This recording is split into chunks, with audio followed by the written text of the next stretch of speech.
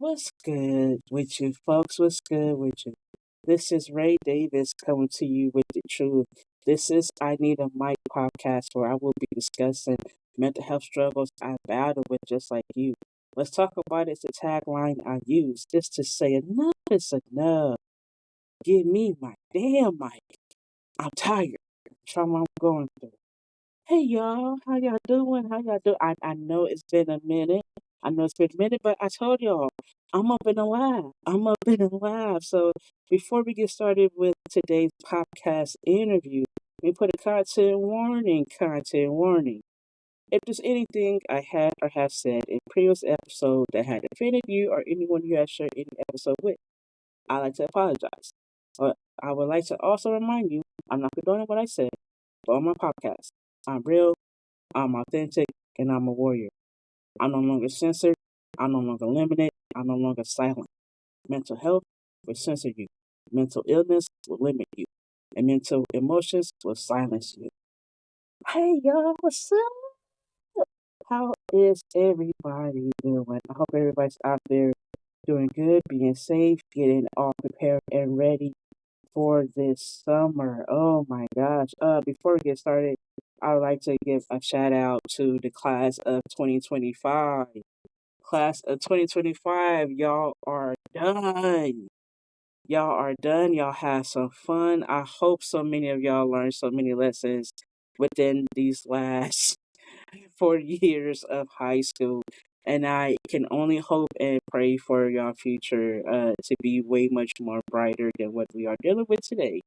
So, get started with it, folks. Get started. So, today I have, as I said, a podcast interview. And, yes, go ahead and introduce yourself, please. Hello, everybody. My name is Sally McFlores, and I'm doing a lot. I am the partner of the owner of the Vintage Vagabond Gallery and Flea in Vallejo, California. That's on 310 Georgia Street. Within that business, I'm running my own business. We call it Quest Shop. That's KQWST, Quest Shop. To help keep this running, I work a 9 to 5 in San Francisco City. Previously working for Red Bay Coffee. Shout out to Red Bay from Oakland, California. Kaba and the entire crew. Everybody, mad love to you. But I am currently making a transition to a new job, and that's going to be Bingo Street Cafe on Bush Street in San Francisco, California. So, on top of that, I am also what some people like to call an artist, and I create what I call embellished photography. So everything is photography based on street art, mostly here in San Francisco Bay Area. And on top of that, I guess I should mention that I will be doing an art show at the Fabulosa bookstore on Castro Street. Come January 1st, I will be doing a full-on show there. And that's where art is driving me and taking me and blessing me, and I really do appreciate that. My main passion, though, is being a techno DJ. That is the thing that is the most important thing to me. So you can find me on SoundCloud. I have a page up there. You can just type in Quest DJ, KQWST space DJ.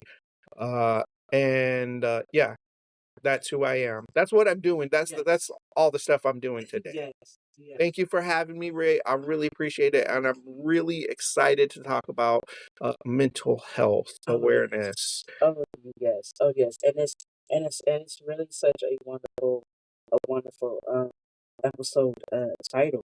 the title of this of our interview is "It Starts at Step One," and the reason why I have titled it like that is because when we had met, um, one of our closest friends, friend who is also an artist out here in Vallejo, and of course, if you have listened to other I Need a Mic podcast interviews, then y'all would know it is Surreal Muse, aka Julie Voice.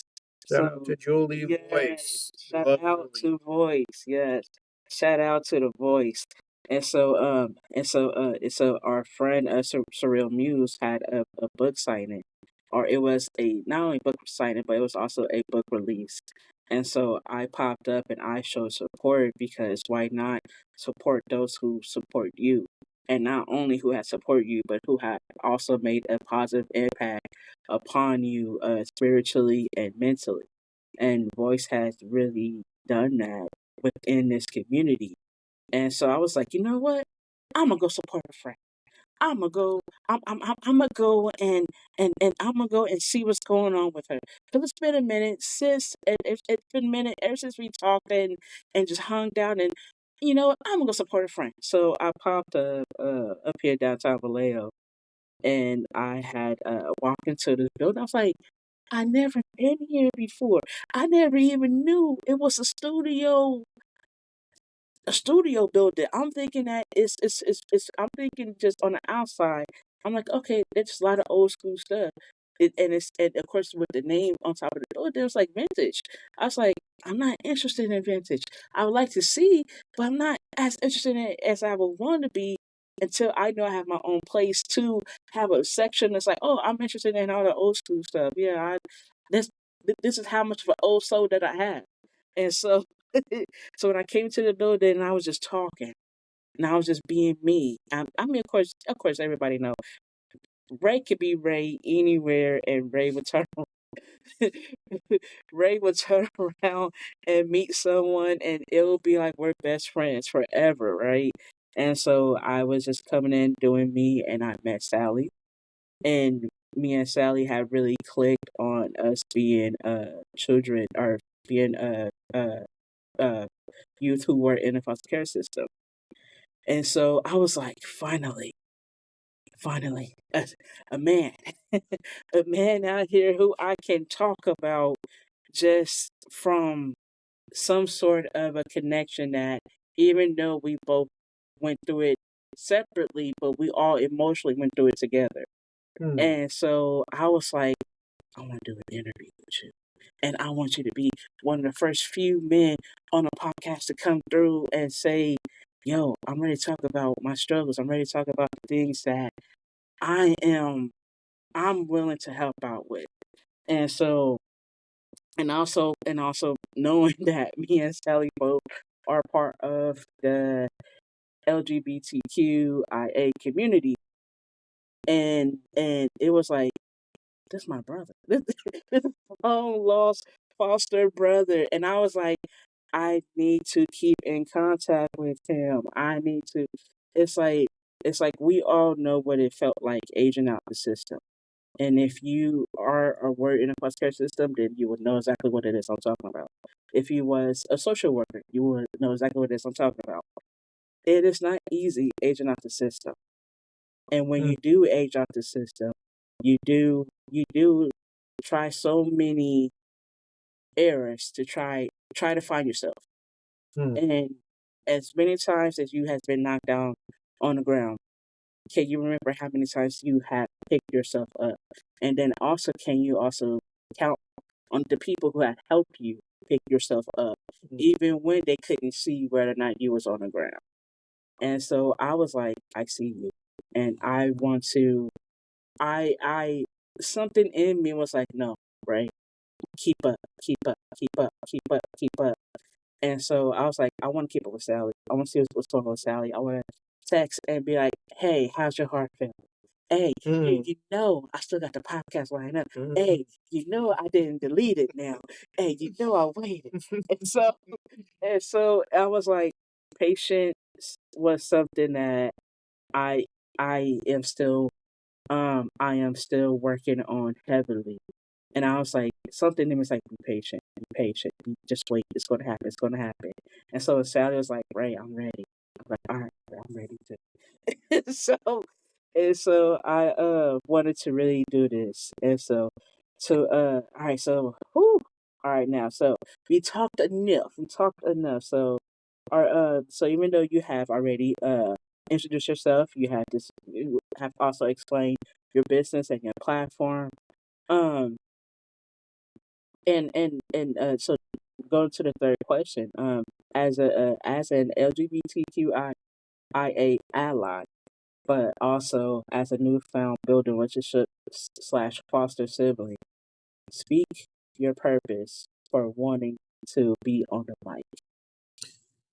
My purpose today is to make a connection with one person. Come on, man. Everything that I do in my life is for one person. Mhm. One person who, you know, feels, if one person is to ever, you know, let's say study me Yes. as an artist, as a maybe an author or Yes. anything creative, and Yes. want to know like who is Sally Yeah. McFlores, and why does he do why did he do what he did, Come or on. why does he do what he does. Come And on. it's really, really, it's about person Come on. one person out there that has or feels like Mm-hmm. after they get to know me or study me that like Mm-hmm. he understands me. I'm going through the same thing that this person has gone through. And when you do study me and when you do learn about me or get to know me, you realize and you'll just know I've been through a lot. Yeah. Growing, like Ray said, growing up in the foster care system, it's like living. I mean, from my personal Come on now. experience, Talk from about my it. personal Let's talk experience, about it. it's like living 100 lifetimes. Yes.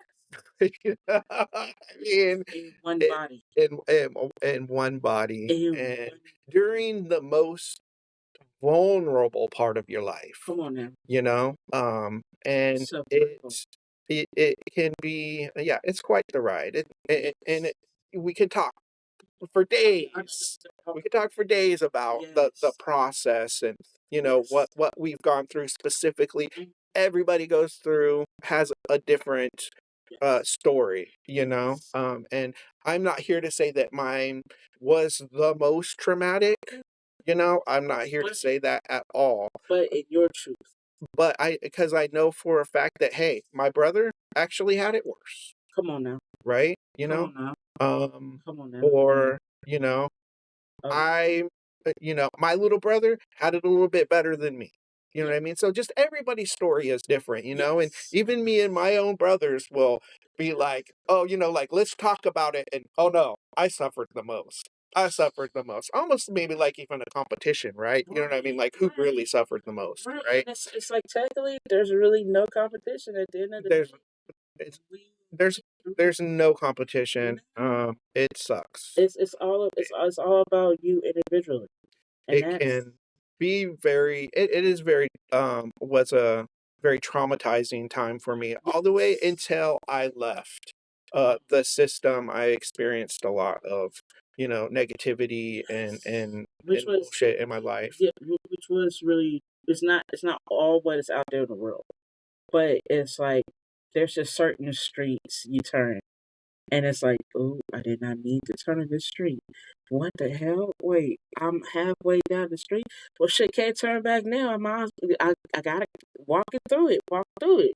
And so when when when we have those conversations with our siblings, or try to have conversations with our siblings or with our relatives, so much of just us in general, we don't know. We don't know, and it's like, okay. it's not a tit for tat. Well, you've been through the worst. You went through something that I didn't know you went through, but I went through something that you don't know I went through. It was like, no, we went through our own shit, dude. Mhm. Like we literally, you went through life however you went through life. I can't tell you how to walk in your own life without even acknowledging you have steps. Mhm. Like how I had steps. I had steps too. I had to step so many times in just the midst of my survival. I had to step in my own shoes so many times, missing my survival, just to say, okay, I was capable to do this. I was capable to do that.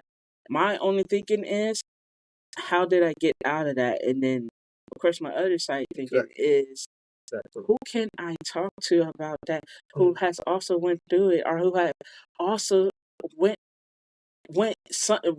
went through something that is emotionally alike? And I was Yes. like, I don't know who went through something like this, Mhm. Mhm. but I know something related to this. Mhm. So let me just speak on what I have went through and my emotions. Go ahead and express my emotions of it. And I'm like, have you went through that? Like emotionally, have you went? Because physically, I wasn't walking in your shoes, bro. I wasn't there to step in your shoes, sis. I wasn't there to walk in anyone's shoes. But Mhm. I know now I can look in the mirror with you. I Yes. can help you to even look in the Yes. mirror. If I'm looking in the mirror all comfortably and I'm not turning the light off hella quickly, but you is, and of course me seeing your hand on the switch, like, no, we ain't doing that. Yeah. Look at the mirror. At Mhm. least I can look at the mirror with you because I decided to carry all of my shit in the mirror with me because only I can face my own stuff. Mhm. Only I can truly say how hard I had it. Mhm. But Yes. it's a past tense. I had it hard. And I think the full circle moment here is that Yeah. it's just very difficult for all of us. Yes. And in light of mental health awareness, Yeah. I really just want to take this time, and I've been thinking about this interview for Come a on. while, all the way Yes. up to the point that we did it. Last My year. mind has been racing and Last racing and year, racing and racing and yes. saying, like, what am I going to say and what do I really want to put out there? And, to shed light on mental health awareness. And, Mm.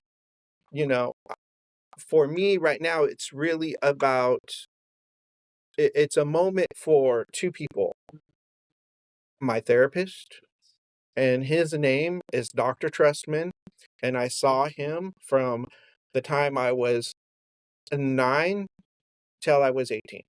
Mm.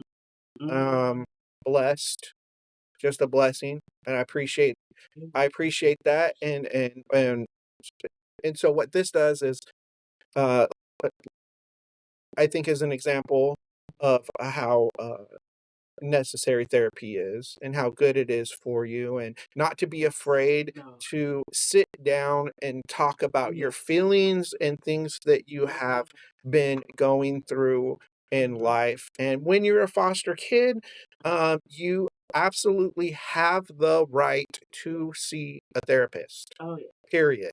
You Yeah. absolutely have. All you have to do is tell your social worker, Yes. I want to see a therapist, and you don't need to give them a reason. No. You don't, and they're No. legally bound to do it. Yes. Mhm. So this is for you out Yes. there. You know what I mean? Even I mean, I doubt kids are going to be listening to this, Mm. a podcast directly, but even for some maybe who has survived the system and Exactly. has never gone to therapy. You know what I mean? Like, hey, this is for you. Yeah. This is for you. Yes. Don't be afraid. Go out, do it, sit down, talk about it. Will be one of the best decisions you ever made in your life. Yes. That's my personal feeling. The second, that's therapy. Therapy is so important. The second person who is, I want to, talk about is my social worker. Come on. And her name is Patricia Maestas. And I call her Mama Patty to this day, and she's still alive. God bless her. I pray for her every day, and she knows this. Yeah, she's an amazing woman. She actually, grew up, was born in San Francisco, I believe, and I know for a fact she was raised in San Francisco. And yeah, her heart has always been in the right place, and I mean, she's several novels within herself, of just amazing hard work, and uh her heart led her to Northern California, where we ended up, my brothers and I ended up in her care as a social worker. And she took us under her wing, until, we all left the system. And I've remained in contact with her. And No, so, that's that and that is important to have the positive reminder of, okay, I know I have love. I know love is there. And of course with the positive reminder is who has showed me love, who I know I could always look at and be like, oh, I know if I ever second guess, this person showed me love. Oh, do you remember this time? Yeah, that person showed me love. Oh, and oh, this time. And oh, you remember that? It's like those positive influences really help us more mentally and emotionally. Like I have got family who I have a god family are who are of course in their own sort of survival right now. And I'm like, all right, you're right here. I'm here. Let me know when you're good. Let me know when cause losing those connections, it, it, it wasn't a good place, a good time in my life. And when you have those connections, you do want to keep up with it. So when I was earlier, I was discussing with you how one of my closest friends out in Sassoon, known her since she was a teenager, and now it's like I will hope to I will hope that I am like an older sister, uh, influence on her. Because I'm like, I watched you grow up some type of way. I watched you grow up, and I never once wanted to lose contact with you. I've always wanted to keep in contact with you because I was like I was like you. I got tired of people coming and going. I was introduced to myself to so many people, and once they got to get close to me, they had to distance themselves away from me some type of way. That is not what I wanted, and it's not what I'm planning on doing. And I was in my late 20s. I was in my mid late 20s when I have left Sassoon. And so I was like, keep in contact with me. I want to at least be a positive influence on you because I'm not going to sit up here and detach myself away from you, even though everybody else on your family, I didn't have that connection with them like how I have with you. And it's like, I still hope and wish the best for everyone in it's your family. complicated. Yeah, it's complicated. But I'm like, I'm just worried about you. Mm, Like, let me worry about those who worry about you. mm. And so I just hit her up every now and then. I check up on her as well too. She'll check up on me and let me know that she changed her number, and I'm like, all right, cool. As long as you know my number is still the same and it's still there, I just wanted to let you know that that part of connection, I'm not willing to detach myself from it. It's like you're a young lady, you're in your mid 20s now, and so it's like to see that young sweet girl grow up into a young woman. I'm like, wow, I'm getting old. I'm getting old, but it is not old, but wiser. I'm getting wiser. And so those connections, those positive influence, they do help us out more mentally and emotionally. And we love you all and we thank y'all with a bottom of our hearts. Because yeah, if it wasn't for those positive influences, man, where the hell would we be? Mhm. What would be our step one? And that is of course, the next question is, what does your step one looks like? Um,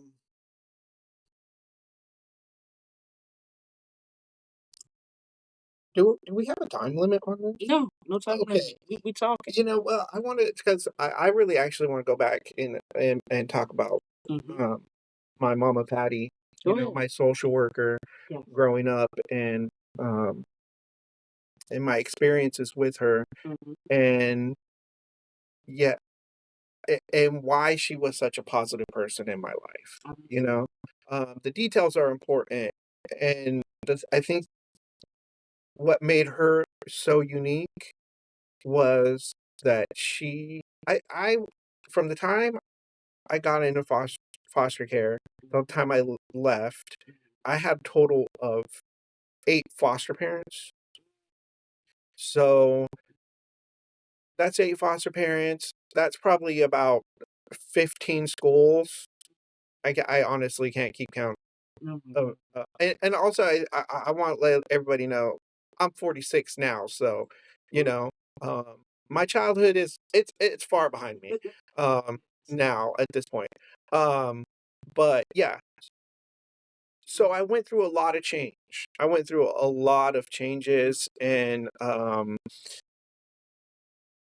but what didn't change was Patty, my mama Patty. She was always there, and she was very unique in that she had an open door policy. And we knew where she lived, and she let us know anytime, anytime, day or night, my door will be open to you. And, and we took her up. I know I did. Yes. I know I did. I took her up on that offer, and I definitely popped by her house several times, and it was a beautiful thing, and she never turned us away, and she let us be there for as long as we wanted to be, and she was always down to talk about it. And so the thing is, she showed love through being supportive, Yes. And that is important. and I really appreciate her for that. You know, and it's uh her just always being there, uh, bless her heart, she's always like, "I wish I would have adopted you. Oh, I wish I would have adopted you." But, her heart is too big. And I know, so the interesting thing is to me when I think about it is that, wow, I was just one case. Mm-hmm. I was just one case for this lady. You know what I mean? And even after I left the system, she was still taking on cases. You know what I mean? She didn't retire until 20 years after, I actually left the system, and was on my own. So she works. She's been working. She's been working. She's been working. She's been working. And she is an angel. And, if it wasn't for her, I wouldn't be half of the man I am today. Uh, so, and I appreciate her, and she's still there for me. And the same applies today. I could go to her house right now. I wouldn't have to call, and she will welcome me with open arms and give me a big kiss and hug. And one of the things that she always says to me that sticks in my mind is, "I love your face." She always says, "I love your face. I love your face," and that makes me feel special. I love her so. These are the two things that you know really have helped my mental health and has helped to bring me to where I am today in this life. As you may have heard, I have a lot of wonderful, great, positive things going on. So yes, there's my therapist, Dr. Trustman. Don't you just love that name? I mean, how how magical to have a therapist by that name. And the funny thing is, and I don't talk to this guy today. After I left therapy, 10 years of seeing this guy, never seen him since. Never seen him since. And I have to be honest about the therapy is that I cannot even tell you what it is that we talked about. I can't tell you. I do not remember. I do not remember. Um, but what I do know, I'm very sure and confident of, is that he instilled the tools in me that I would need to navigate through this chaotic world. And I appreciate him for that. And, you know, I just hope that's an example to someone out there that, like, hey, you know what? This can help. Therapy can help. Yes, and that's the glory of having a therapist. I've had my therapist for about almost 11 years. Awesome. And she Love that. has, and she has Love that. literally, I'm probably 37. I was 25, 26 when I want to say 26. So 26, 27, yeah, I was about, yeah. So That's great. It's it was, never too late. oh my It's gosh, never too late. And so I remember having therapy when I was younger. And that was like back when I was like 12 or 13, like around that time. And the therapist back then, I lost touch with her, and I never found out what happened with her. If she's still alive or what. Is her daughter still around? Not at all. And so I was like, just after I was living to someone when I found my therapist, and it was like I know I need it. I know I need it. I know I need it. The time I was, like I said, the living environment in Sassoon wasn't the best. It was the absolute. I'm gonna say it. It was the absolute worst. I Mhm. dealt with I dealt with some things on my own that would put a big question mark on it. But that particular time, at that time, it was like I was just getting out of various relationships, and it was like 2 years. Yeah, Been there. and it was like 2 years out of that. I haven't properly healed or went through any type of healing process. And so I was trying to get over one thing and I got under another situation. And it was like, all right, right. So I'm like, well, shit. Well, let me find my source of happiness here, I guess. And it wasn't happening the way I had visualized it. And I was unhappy within a year of living with the family, living with that family. And I was like, I know I should have been doing this. And so once 2 years started to hit, I was like, all right, y'all messed up with the wrong person. I'm about to show y'all what's up. And so I started to have an attitude. I started changing my attitude. I wasn't always, yes, ma'am, no, ma'am, okay, I got it. It was like, y'all got 2 feet, 2 hands, 2 arms. Y'all all I see 10 toes, I see 10 fingers. Y'all good. Y'all go ahead and do what you gotta do for yourself without having someone to do it for you. Who even though I know what I am capable of, but having someone hang on to you like children on your boobies. Mhm. Come on now. I'm not no. No. Y'all go. That's that no go. So after a while I was like I ended up falling in love with my last relationship, and I moved out, and I moved up here to Vallejo, and so it was like, wow, I I was even volunteering at the Croc Center in Sassoon. Those relationships had ran ran its course, and I was like, I need to go out and find my source of people again because I was trying to find it here, couldn't find it. I was trying to find it there. It wasn't healthy. And it's like I need to really detach myself from the hell that is known. And I need to go find my sort of a heaven somewhere where I can be comfortable in. And so when I moved out here, it was like those flashbacks, those mental and emotional flashbacks. It it had helped the therapy session so much better, so much more, because it helped me put into words of how I am and who I am and how I feel and what I can say now, what I am capable of to do, versus when I wasn't capable of doing a lot of things, or I wasn't capable of saying a lot of my emotions, and I wasn't capable of really presenting my true, authentic self, like how I'm like, I don't have no fear of it now. And so I'm like, what you see is what you get. If you don't like it, I don't care. I love it. Well, I think the beautiful thing about therapy is that it really helps you to do the work Yes, it does. that you need to do on Oh, yes, it yourself to does. become the best version of And yourself. it's not easy. And it is not easy. And but is it worth it? Hell yeah. It's not easy, but It's life isn't easy. right. And honestly, I think it's easier to sit down and talk about it than it is to actually live it. And that's and that is also the glory of it too. It's to come into somebody else's garden and say, look at the trees that I have. Mm. Do you see the planted branches? Yeah, don't worry about those. They grow wild like that. That's Mm. a point of your life when you just go out and just grow wild a little bit. That is the glory of coming together and just being like, wow, look at this garden. This is such a beautiful garden. This is interesting. Why am I so attached to this bush right here? Because you can relate to it. It's a part of myself that you can relate to.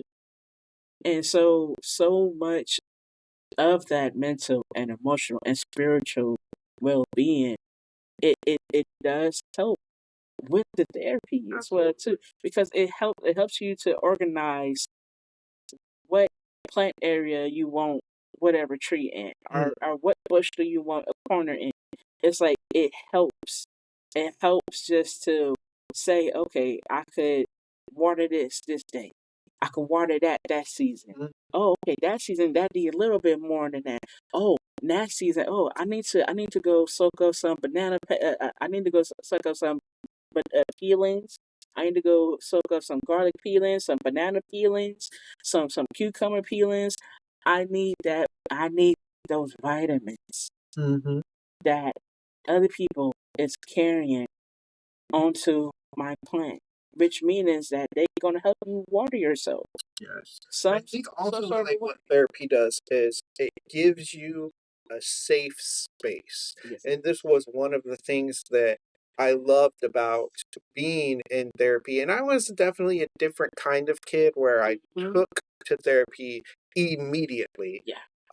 This doesn't happen to everybody. Yeah. My brothers and sisters actually were like, "No, thank you. This is not for me." And you do get a choice. You don't have to go Yes. to therapy when you're in the Yes. system. I don't know Yes. what life is outside the system, but in the We did. system, you Yes. do get a choice. They Yes. take you in and you sit down and talk. And if it's not for you, you don't really have to do it. Depending, I guess, maybe on who you are. But Right. for me and my brothers, we weren't troublemakers or anything crazy like that. We Mhm. we actually were pretty well put together kids by the time we all Mhm. entered. My I Jesse was 8, I was 9, Jason was 10. Mm. And we definitely had a very good sense of self at Yes. that point that we got from our biological mother. Yes. Um, and I think it's also really important to let people know that about my story is that I am a product of prostitution. Yes. This is real life, and Yes. um, what some people might look at as a curse, I actually look at as a blessing, and I have a beautiful family, and you would agree if you actually saw us all Oh, in yeah. person. You would No, be like, "Damn." right, But right, right, and that's something, right, and that's something that I every now and then I would wonder. I was like, I bet some people wouldn't even know I was the product of drug use. Yes, yes, but full circle here, Yeah, full just to bring circle. it back to Yes, the therapy thing is that, yes, yeah, I took to therapy. I loved it from the yes. moment I got into it. It was a safe space for me. I realized from the very beginning, and I wasn't feeling safe, Hmm. being yanked from my Yes, biological mother and being put in, the system with people that I didn't know yes. and who lived life differently than me and who Hmm. thought differently from anything that I had known before and Yeah. moved differently than any way I've ever seen before. And just everything was I did not feel safe. And so as soon as my social worker Patty, Hmm. you know put me in therapy, I stuck with it. And I said, I like this. In school, growing up queer in the country in Northern California, Yeah. it's still Oh a my hard gosh. place for a queer kid to grow up, Yes, it is. Um, Yes, it is. Oh, therapy offered me a safe space, and so I had no issues with the process and being there. right, and that's crazy because like growing up, I came out in 2005, which was like the junior year in high school, and it was like for years I was always a tomboy. I've always dressed up as a tomboy. Like I grew up going to wrestling out in the city, and of course, and so it's like I grew up as a tomboy, and so later That's on, beautiful. you're right. So later on down the line, I I didn't have my voice until I want to say I was getting ready to graduate high school. My great aunt who raised me, uh she was like, "Baby, I don't care what you want to do or what it is that you want to dress up as. I just want you to wear a dress for prom and graduate high school." Okay, okay. And then after that, I can go and be me, be free. Do I can I Sal? Right after that, right after graduation, my mom had a garbage bag, old school black bags, and she had said, "Take out whatever you're now wearing in your closet and can pass it down to your sister," meaning all of the dresses, all of the shoes. I was like, "Here you go. I'm not. That is not." Once I completely finished high school, I graduated high school, and I was like one of the fifth. I believe I was the fifth person in my family graduated high school, and I really went to the store, jeans, t-shirts, hoodies, sweatshirts, sweats, some Nikes or some. I was like, or some Adidas or some Vans at that time, or some Converse. I was like, you have no idea. You really allowed me to clip my wings as free as I was hoping. It was like I just needed to wait. That's all. And so once that had happened, I was like the first the support from my great aunt. I felt more supported from her than my biological mother. Um, my great aunt was like, "I love you. I don't care. I love you. You're not gonna. You're whatever you want it to be. It's not gonna stop me from loving you because you're still my child. At the end of the day, you're still my child." And so it's like, "You're right. You're right." And so I was really letting her know that I'm not going to be this type of person out there who's going to have more than one partner. I really want to be loved. I really want to be in love. I want to be loved. I want to know what love is. And Love is important. right, and I felt like growing up, seeing my great aunt and my great aunt and my great uncle, my dad who raised me. He used to sell some watermelon out in the city, and so he used to take me from time to time when I was younger. And so when the time he didn't take me, or I was too big, or started to grow too big for him to take me, it was like he would come home with certain gifts, and I would always look at that, and I was like, "Ooh, I want to do that for the person who I want to be with."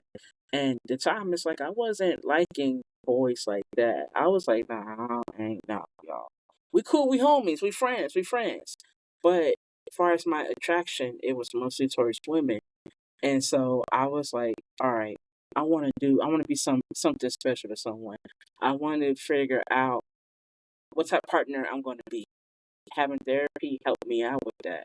Like that's one of the things that I'm still discussing with my therapist now is knowing my history with being rejected.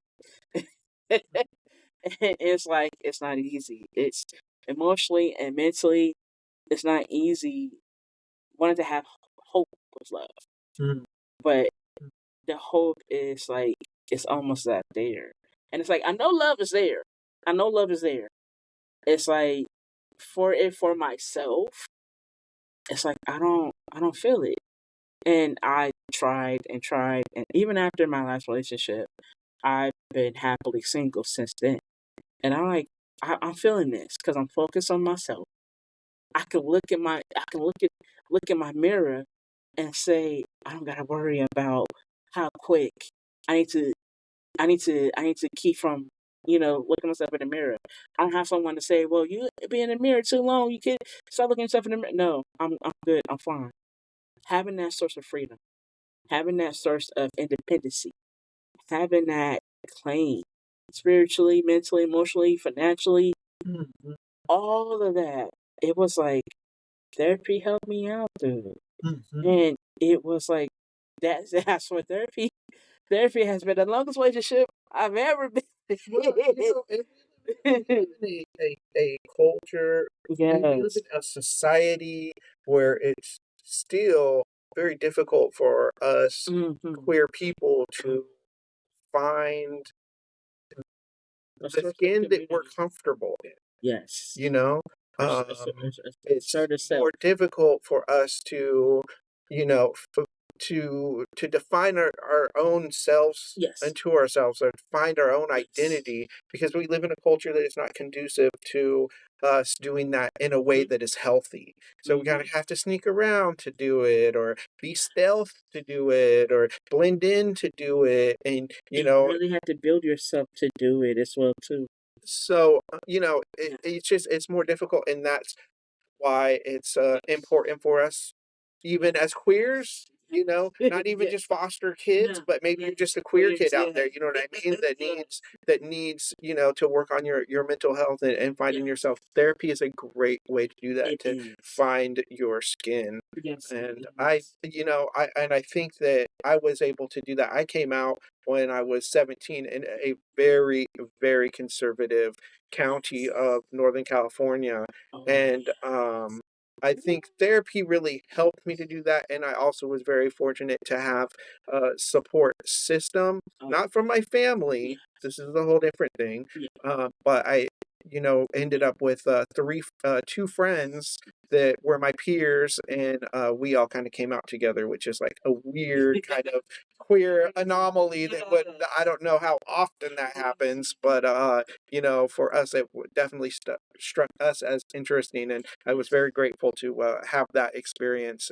But the therapy helped with that, and also his very interesting thing, my friend that, and I won't name him, but one of my friends that I came out with Mhm. um, at the time, after knowing each other for about a year, we found out that we were seeing the same therapist.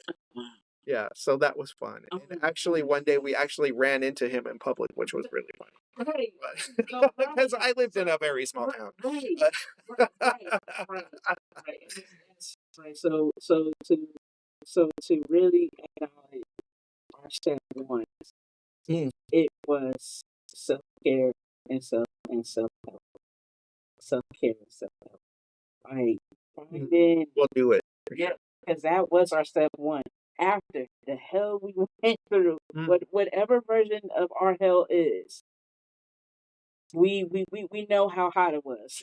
mm, We came out and was like, let's really find our source of heaven because this is a bullshit. Ain't loving this, ain't liking right. this, ain't feeling this. And you know that. And for me, one of the things, and I knew from the moment that I got into foster care, I'm Yes, 9 years old. I'm a 9 years old Mexican, Filipino, Native American kid. yes, My brother, he's, a half black, yes, African American, Mexican, Filipino, American Indian. My little brother, he's the same as me, but yes. we all have different dads. And but we got this great sense of self already from our very independent Mm-hmm, mother, who mm-hmm. was in her own way definitely a very open-minded person, I Yes, think. And we're transplanted from Los Angeles, so she yes, grew up in LA, and something happened to her, and yes. she was like, I need to go. So Right. there we are in Northern California. But I knew from the first time I got in foster home, I kept saying this to myself over and over and over again until it did happen. Yes. All I have to do is make it till I'm 18. Right.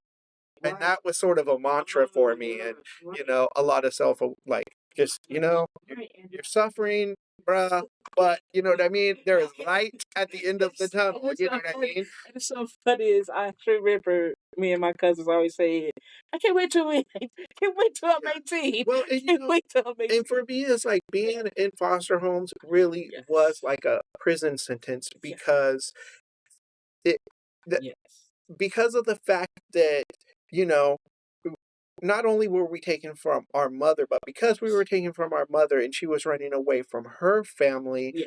we never were in contact with any of our biological family. So I did not grow up in, but know this, I'm growing up in foster homes in Northern California, and my biological family is still existing and living their lives in Southern California.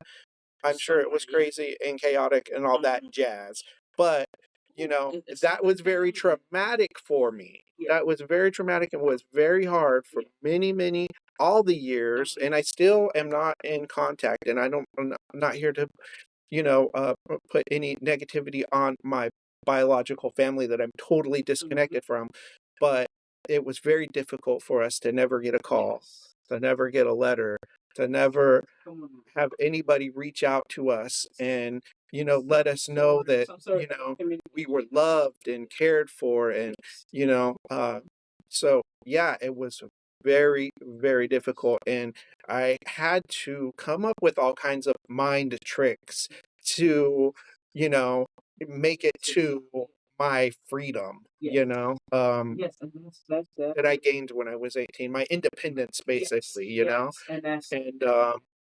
and that's something that we learn and we grow into our on our own.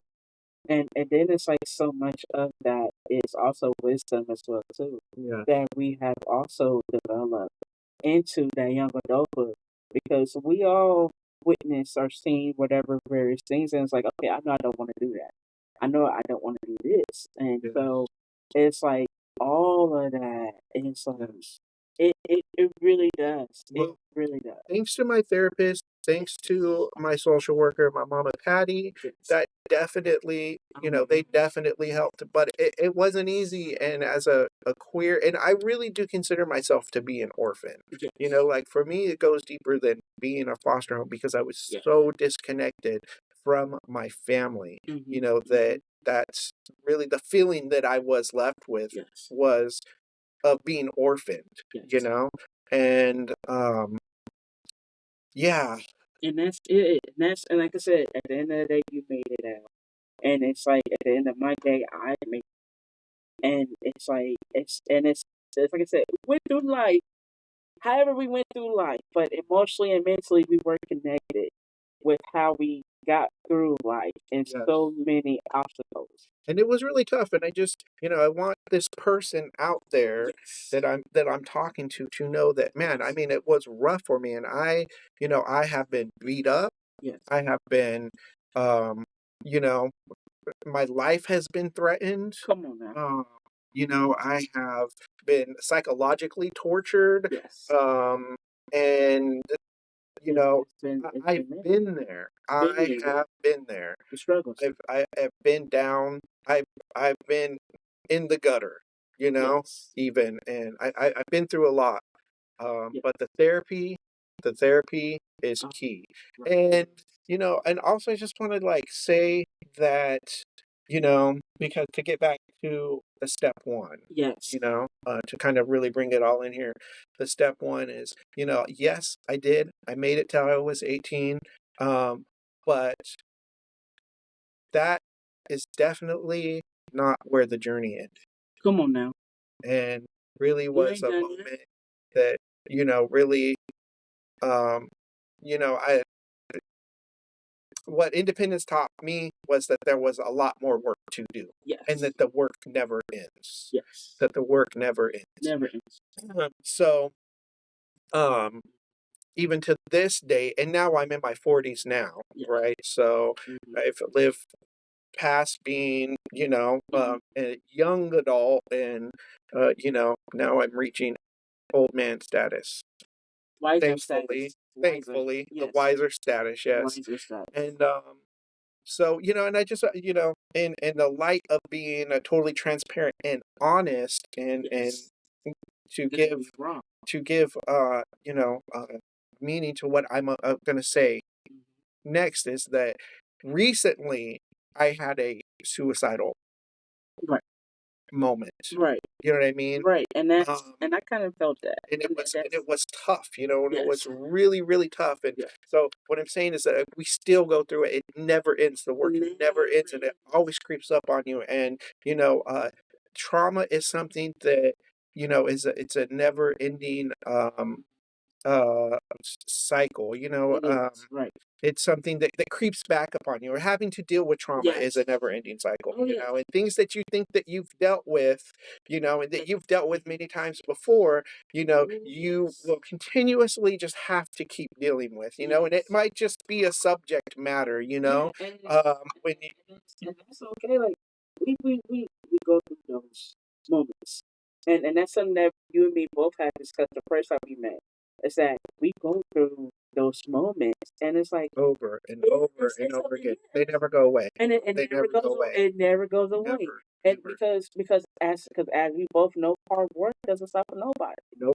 It doesn't stop for nobody. And so it's like one of the many other steps that we could still take upon ourselves is to at least try to have like a vision of what does that step look like. Mm, What is I have a vision.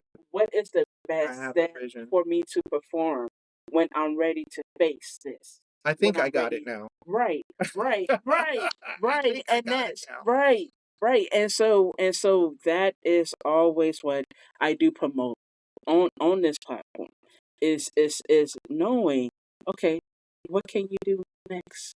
Like it doesn't stop. Your mind always going to be like, okay, I could have done that. I could have said that. I could have done this. I could have done better.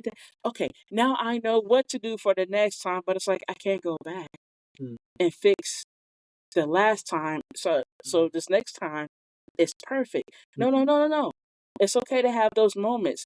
It's okay just to sit in a darkened place with music and just let your emotions just let it out. mm, I like we have those moments. Like I've my last podcast I had straight up emotional breakdown. mm, And I on this podcast I really do let my emotions out. mm. I certain That's episodes, brave. yes, Yeah. thank you. With certain title Takes episodes, courage. right. Because it's like certain episode titles, it takes you there. Mm, And it's like, oh wait, hold on. mm, Do I want to do this? You know what? I do want to do this episode, but what am I going to say? Am I ready to talk about that? mm, When certain things I'm ready to talk about and I'm allowing my emotions to take its toll, it's because emotionally, that is the pain talking. That is saying that that is me having my moment and say, I know I'm not tough. I know I'm not tough. I know I act like I know I always want to present myself as strong. I do want to always just have that. But I'm like, deep down, I know I'm still a teddy bear. I'm mm, still a big softy at heart. mhm, And I'm like, I know I want this, but I know it's not coming to me the way I want it. So mhm, it hurts when you think something is gonna happen. But it's like, no, I need to know. It's a guarantee now. I need to know this is gonna happen. I need to know that it's gonna happen. Like I need to know the healing process. It's always gonna be an up and down battle. mm, It's always gonna be it's not it's of course I don't want to say this for anyone, but it's not for the weak. mm, It's not for the weak. mhm, It's for really it's really for all of the readies. mhm, Like if you're ready, then okay, come get it. mm, If you're ready, all right, then come on. Let's work on this hard work. Let's start to learn more things about ourselves that other people wasn't expecting, or let's really try to figure out. Okay, what am I? Okay, what's going on with me? Your step one can always be at yourself, and mhm, that is the whole moral of this interview. Is our step ones is ourself. mm. Our step ones are ourselves. So let's go ahead and complete this interview. Oh my gosh, thank you so much. I feel like we could talk for hours. Oh and I my really hope gosh, that, right.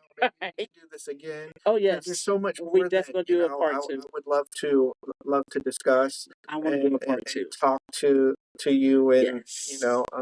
I definitely want to try to do a part two before the holidays. keep this, Yes. the momentum going. Oh yes, no. And Oh hopefully yes. we can help somebody Of out there if course. we haven't even helped Of ourselves right course. now. Yes, of course. Very motivating. September is a suicide awareness month. Wow, I want to try at least play something with you in September. that's great. I want to try to play something with you in September. So let's come back again before September. So mid-August, I will definitely keep in contact. Sounds But fantastic. yeah, but to complete this podcast interview, before we get to a closeout quote, please guess, hype yourself, let the folks know where to search for you again, to let them know your platform, and to really let them know, hey, you can contact me here anytime. Okay, type in the words on your Instagram, Sally McFlores. You'll find me there on Instagram. I'm on TikTok at TRDJKK14. Type in Sally McFlores. You might find me on TikTok under that name as well. And you can find me at the Vintage Vagabond Gallery and Flea in Vallejo, California at 310 Georgia Street. And yeah, at the Yes. in the city, slinging coffee. Yes, yes, yes. So, yes, so our closeout quote today, folks. Don't know who said this, but whoever did, thank you. Closeout quote. Things are falling into place. Everything is coming together exactly the way it should. Give yourself a gift of patience. You are meant to make big leaps. Let self belief lead you to the right path. There is a struggle, but there is victory too. Let setbacks be a source of learning. Oh, that gave me chills. That's not just a quote, that's a prayer. Come on now. That gave me chills. Like, man, that was one hell of a beautiful closeout quote. I'm also going to have the closeout quote in the episode description as well too. So if you are interested, you have the outline. You're more than welcome to sharing the quote as well too, and to have it for yourself. Thank you. As well. I'm excited to share it with. Oh yes, because like I said, when anybody hear that quote, it's gonna be like, ooh, like I said, it put some chills up and down my spine. Thank you so much for doing this. So now you have heard us speak some truth. This is our way of passing the mic to you. I hope our courage, will, and drive motivate you. Y'all take care, stay safe, and if you have any kids, any children, please kiss them babies every day.